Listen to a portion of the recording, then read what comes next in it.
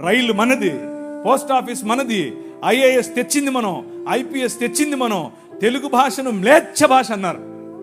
అరే ఏం భాష మాట్లాడుతున్నాడు మ్లేచ్ఛుడా అంటే, తెలుగు భాషలో డిక్షనరీ, మొట్టమొదటి డిక్షనరీ మంది.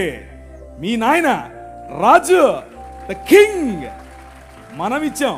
CP brown, he was a machinery. ఆయన కలెక్టర్ మాత్రమే కాదు, మిషనరీ.